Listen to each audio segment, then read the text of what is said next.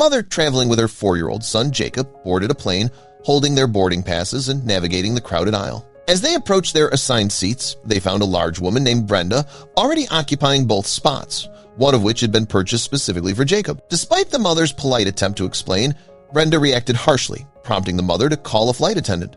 The situation escalated, stunning the cabin and later making headlines. Tension mounted until Brenda loudly justified staying by, claiming medical necessity for extra space, drawing mixed reactions from the cabin and complicating the situation further. Unable to resolve the issue with Brenda, the mother sought help from a flight attendant named Lisa. Despite being busy, Lisa approached with calm professionalism, listened attentively, and offered reassurance, giving hope that the seating dispute could be resolved discreetly. But before we start, smash the like button, subscribe, and ring the notifications bell so you never miss our upcoming stories. The mother explained the seating issue to flight attendant Lisa. Despite Lisa's professional and diplomatic approach, Brenda defiantly refused to move, heightening the tension as passengers watched the standoff unfold. Lisa calmly checked the passenger list, while Brenda loudly insisted she needed the seats for health reasons. Passengers watched with curiosity. Jacob grew uneasy and confused, and the mother focused on keeping him calm while waiting for a resolution. Lisa consulted with another attendant, then returned, determined to resolve the conflict. Meanwhile, Brenda grew louder. Lisa suggested temporarily moving the mother and child to empty seats at the back to maintain peace. Relocated to temporary seats, the mother felt uneasy as whispers about Brenda spread through the cabin. Jacob, confused about why they couldn't have their seats, tried to understand. As the minutes ticked by, Jacob finally succumbed to sleep. His small hand was wrapped around my arm, clutching it as if seeking some promised warmth and safety. It was a relief to see him resting peacefully after the upset. I watched his chest rise and fall, grateful he could escape the tension and sleep. Meanwhile, I stayed alert, waiting for Lisa's magic moment to resolve our situation. A crackle from the overhead speakers brought a distraction.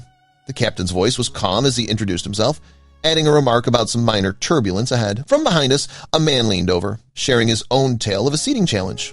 "I ended up sitting on a suitcase once," he said with a chuckle. As though that was perfectly normal, his story echoed our own unexpected plight. And though it didn't fix our present situation, his humor added a lighthearted touch. It was like a gentle reminder that sometimes traveling simply doesn't go as planned. Meanwhile, Lisa was on a mission. I watched her move back and forth, each time pausing to speak with a cabin manager about our issue. It was a hustle, really. Seeing her persistent determination to fix the seat drama, watching her push for a resolution made me feel like this wasn't going unnoticed. The couple seated beside us noticed our worries and handed out some friendly travel tips. "You should try rolling carry-on bags," the man suggested, his eyes crinkling with a smile. His partner chimed in about the best times to book flights for fewer issues, their shared wisdom shaped by many miles and adventures. Their humor and generosity made the flight seem a little less daunting. I leaned back in my seat, feeling the warmth of the encouraging words heard around us. It was quite amazing how strangers came together over shared flying knots. Listening to their stories of highs and lows in air travel was oddly comforting. Their experiences painted a picture of resiliency and adaptation, kindling a sense of courage that maybe our situation wasn't so bad after all, and that this too shall pass. While moments of comfort circled us, Brenda's voice intermittently sliced through the calm. She was animatedly talking about her vacation plans, the details spilling loudly enough for half the cabin to hear. Her laughter and chatter were a stark contrast to her earlier, steadfast silence on seating matters. And although it grated on the nerves, it also served as a distraction. I couldn't help but wonder what was next in our unfolding tale. My gaze wandered to Jacob, who had woken and was now doodling in his notebook. Each stroke seemed to serve as a quiet escape from our cramped reality. He occasionally glanced over at Brenda, curiosity mingling with uncertainty. Watching him, I realized it was not just the adults who adapted to change, but kids also learn their own ways to deal. Amidst the chaos, my little boy found his own peace with pen and paper. As the plane hummed along its route, the cabin lights dimmed, signaling passengers that it was time to settle in for the night. I glanced at Jacob, who was still busy with his doodle. The gentle darkening of the light seemed to calm him, making the metal bird we sat within feel almost comforting. Amidst the soothing atmosphere, I allowed myself a moment of pause and hoped we'd soon find a resolution to our seating saga. Lisa returned to our row with a thoughtful look. She bent down, whispering, "I might have discovered something about Brenda's upgrade."